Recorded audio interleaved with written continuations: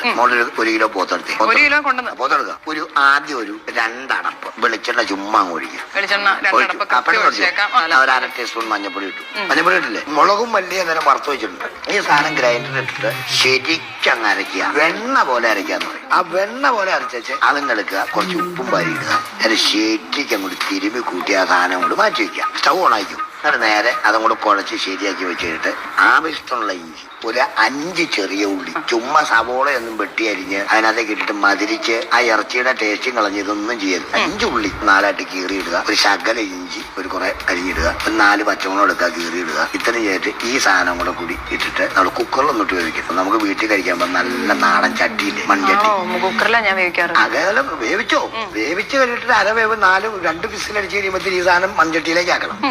മൺചട്ടിയിലാക്കി കഴിഞ്ഞിട്ട് ഈ സാധനം മൺചട്ടി കണ്ടോളൂ ഇങ്ങനെ വെച്ചേക്കും. ആ 1/4 വേവില് പാകമായി കഴിയുമ്പോഴത്തേക്കും ഒരു കുഞ്ഞു ചീനിച്ചട്ടിയിലേക്ക് ഒരു 4 അടപ്പ് വെളിച്ചെണ്ണ ഒഴിക്കുക. ഒരു ഉലുവ എന്ന് പറയുന്ന സാധനമുണ്ട്. ഈ ഉലുവ അങ്ങോട്ട് മൂത്തിട്ട് പൊട്ടിട്ട് 3-4 പൊട്ട് കൊടുക്കും. ഈ പൊട്ടി കഴിയുമ്പോഴത്തേക്കും അതിനകത്തേക്ക് വേറെ ഒന്നും ഇടുന്നത്, ഇച്ചിരി ഉള്ളി, ചെറിയ ഉള്ളി കരിഞ്ഞിടുക, കുറച്ച് കറിവേപ്പില മണി ഇട്ടു. ഈ സാധനം